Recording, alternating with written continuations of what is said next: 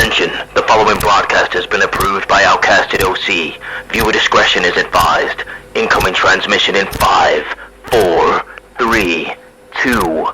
Hi guys, what's up? It's Mugenross here, giving you the Smackdown review of this week. So we opened the show it was a very weird, sporadic way of opening it. We see Roman, Jimmy and Solo walking into one of their rooms.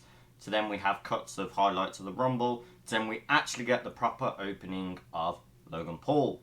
Logan Paul talking about how Alabama don't do him dirty, doesn't want to be in Birmingham, Alabama as much as anyone else. This place sucks. Talks about how Kevin Owens did more damage than Floyd Mayweather, which I thought was just weird to say. I mean, it's kind of praising Kevin Owens, but it's also like backhanded. I don't know. It was weird. Calls the whole roster brittle. Jokes about CM Punk's injuries, which I was like, damn, okay, good heel work on that. To the point where Kevin Owens comes out. Kevin Owens said, but I don't know, Birmingham seems like a great place because the crowd erupted for him. Logan goes to carry on. He's like, no, wasn't done. No one wants to hear you talk anymore. You've said enough. You're boring. Talks about how, you know, he didn't get the title, but for him it was a moral victory. Getting to punch him and knock out Logan was great. And said now that he's done that and a couple times, he wants prestige back to the title that Logan's carrying by getting rid of it off him and sanitizing it straight away. Logan said he took the bait. He showed his true colours with taking those brass knuckles and hitting him. Where the thing is, though, with that situation is Kevin Owens was like, I've always fought like that. That's nothing new. These people know this. I would do anything in my power to win a fight. But he was like, ref, good job, by the way. That's on me. Like, I got caught as I did it. That's on me. And then it turns into a match between Austin Theory and Kevin Owens. Interesting notes of that was Kevin Owens doing headlocks and shouting at Logan Paul, this is how you do a headlock. And really awesome spot from Austin when Kevin Owens was getting more distracted. He did a really interesting modified blockbuster, which looked absolutely insane as he hit it. You had the A-Town down hit from the top as well to Kevin Owens, but he kicked out of it. Kevin Owens looked like he flared his hand injury, but he quickly grabbed the brass knuckles that Logan threw towards Austin, knocked out Austin, knocked out Grayson Waller, and then got the 1-2-3 on Austin as Logan saw this, and ref didn't spot it because he dashed the knuckle dusters away, and then Kevin Owens looked like he was going to chase after Logan. Logan ran. Kevin got a big pop from that, and that was that match. So it was pretty cool. Interesting that they're still adding this brass knuckles to the storyline, making it work. I don't know. We'll see where it goes. We had the really cool backstage segment of Naomi and Tiffany both being signed to Smackdown. We see everyone clapping Naomi, and Tiffany's like, well, I just signed Smackdown. Where's my round of applause? And they were like, okay, but you're not, like, friends with us. We don't really know you. And she was like, walks up to Bianca and was like, I don't care if I have to step up to the biggest and the baddest, and you'll remember my name. Slaps Meechin across the face and runs. Meechin very quickly shouts at Nick Aldis, being like, right, you're going to make me stand on business tonight, and you're going to make this match happen, right? Which happens. We get a Fatal 4-Way tag match for the tag team opportunity. So it'll be one team from SmackDown versus one team of Raw, and whoever wins that will get to go to Elimination Chamber in Perth for the tag opportunity. We get Bianca and Logan bickering backstage about how they're going to get into Mania. Logan's like, I need a challenger, I need an opponent, this is getting ridiculous, they're calling me a part-timer, you need to pick someone, so that's going to be announced next week. And you also get Bianca stating, well, you know when Bayley calls out Rhea, what have I got to do to go against Io? Which we'll get into later. We get an Legado del Fantasma segment about them talking about Familia, how they have to protect Lucha Libre, so they have to get rid of Rey Mysterio's group in LWO. So then it very quickly snap transitions them into the ring. So we have Elton and Tyler Bate opening the match, but that quickly gets swapped out for Pete Dunne coming in, and the match was just chaos, like all high-flying, very awesome moves. You had a great spot where all the baby faces did a kick up, flip to stand all back up, have a stare down, then the heels jumped them. and the heels kind of did like their own way of getting up and that. It was interesting. Really awesome spot where you have LWO being like, yo, y'all want to go viral? Like, help me do this. So Tyler Bate and Pete Dunne look at each other like, should we? And then they do. Help launch Joaquin flying again, and I thought that was cool. Really awesome double drop kicks from Chris Del Toro and Joaquin against Angel and Humberto.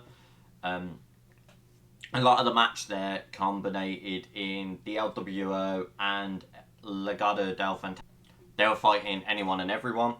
And then what you see was a really awesome moment of Elektra Lopez standing up to distract. Zelina Vega wasn't having any of that. She was like, nope, come here.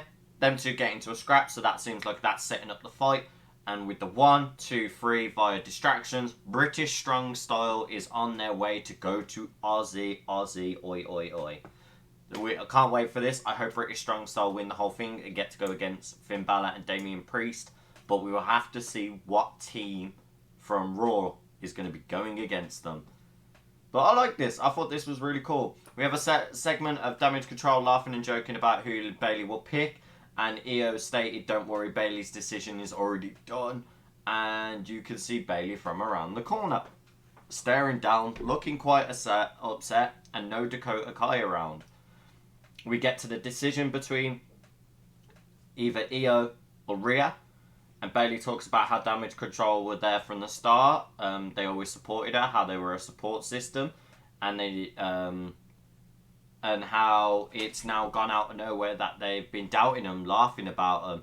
She speaks Japanese back to EO and states like, so the amount of times you guys been talking about my back, you been finishing your laugh, everything like that. She did talk about Rhea. She was like, I could have gone against the best, but sometimes the best things are when it from yourself, when it becomes personal. So Bayley said about the personal. You get Kairi and Asuka jumper to protect EO and fight. You see Bayley sneak, grab a pipe from under the ring and get the fight back in. Jumps Asuka and Kairi, knocks them down with a pipe. Gets EO and Bayley both stare at each other for a moment, like they hesitate to hit. And then you see EO leave the ring. Bayley grabs the mic and goes, oh, by the way, that WrestleMania announcement, yeah, I'll see you there, EO. So Bayley now picks EO, meaning Bianca can't really go for the match against EO now, especially because she's on Smackdown. So it's now leading who is going to fight Rhea. So we will see who gets put in the Elimination Chamber, potentially, to have the shot against Rhea. But also at the same time, is Rhea going to have a solo match at Elimination Chamber, which could be Nia Jax, because they teased that on Monday Night Raw. We will have to see where that goes. We get a 6-man tag match, a Street Profits and Bobby Lashley versus Final Testament, but this match didn't really become a match, it became a slugfest once again. Bobby Lashley seemed to look like he was about to get the Hurt Lock. Scarlett rakes his eye, and then you see a red hair braided person run in the ring and throw Scarlett off and dropkick them. Once the hair is flipped back and revealed, it is B-Fab. They have been teasing this for a while, but I thought it was pretty awesome, and this is how you build up factions more. You're now giving more purpose to a group. Now there's some female talent as well to stop Scarlett intervening, because obviously the men aren't going to want to swing at Scarlett. So it's a good build. We have Bron Breakker looking over a Smackdown contract, but Adam Pearce walks through and be like, don't sign anything on the dotted line yet, till you see me at Raw. Jade Cargill comes in and be like, oh, Nick Aldis, you won't see me. Oh, is this a bad time? And Adam Pearce makes like a snarky mirror. Oh, like, watch that one. He's got a bit of an attitude on him tonight. So, who knows? Like, Braun could sign to SmackDown, could sign to Raw. Jade could do the same. We won't know. We have Tiffany Stratton versus Michin. All I could say, it was an excellent showing of Tiffany's style and way she was doing it. Michin didn't really back down from the fight and still showed she's still got her fight to it. She did the beautiful moonsault in the world, but the problem being that moonsault didn't land too great. It was partly Michin's fault, partially Tiffany, because Tiffany overshot it, but Michin was a bit too close to the turnbuckle, so they kind of missed the middle. so it only kind of looked like Tiffany more hit her face on Mitch's stomach than the actual proper moonsault. Either way, still got the 3 count. Tiffany has won her first match on Smackdown, so it's great to see her there, and I hope more matches come from this and cool opportunities come from it. Roman does a long spiel now, talking about Cody's decision before Cody comes out and says, like, yo, there were some words that flew that I weren't cool with. You had Seth talking about all this, that, and the other, talking about how, you know, that he's a workhorse even though he broke his back 3 months in. Oh, he's carrying the division, all of this, and he really couldn't. Oh, that his belt isn't the Hollywood one. It's like, no, not at all.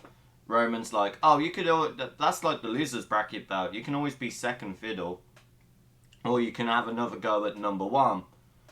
Cody comes out, and he hits the, what do we want to talk about? He says, like, you know, he would have hoped the conversation was a bit more private, so he gets Solo and Jimmy to leave the ring. Then he talks about how he's had counselling from people, everything like that. Said that Seth made some excellent points, but it's not something he completely agrees with, and he does want Roman's belt at some point, but we don't know really where this is going until he says, like, oh, I did speak to someone from this counselling who knows you very, very well, and I won't be going for you at Mania. So it just seems like Cody's now given his Mania main event spot to The Rock as The Rock comes out. Or does that now mean Cody is going to go for Seth and main event Seth versus Cody, and he'll go for Roman later down the line and go against The Rock later down the line to still get that other belt? But it just feels weird to me. And yeah, it just feels like a throwaway. The Rock's now there, stood at Roman, stared down, spoke something in Cody's ear, which we won't know what was said, and him and Rock had a stare down, and that's how we end SmackDown. I think that ending of SmackDown was awful because it left us all now speculating and questioning what the hell is actually going on with the main event of WrestleMania now, involving the men's scenario. The women's one, solid. I think having Bayley versus Io, great. I am a little upset because I loved Damage Control. I loved all the Joshis being together and Bayley being that reinforcement of American talent, helping bridge the gap between like the language barrier and the strength behind them. But Io is quite fluent in English as well, so is Asuka, I believe. They just choose Asuka not to. So we'll see how it goes. But yeah, it's a shame really, but we will clearly see where the next line of everything going on in the Damage Control storyline happens. Either way, decent SmackDown. Enjoyed a lot of the things that were revealed, a lot of the new signees after the Royal Rumble as well. Let me know what you guys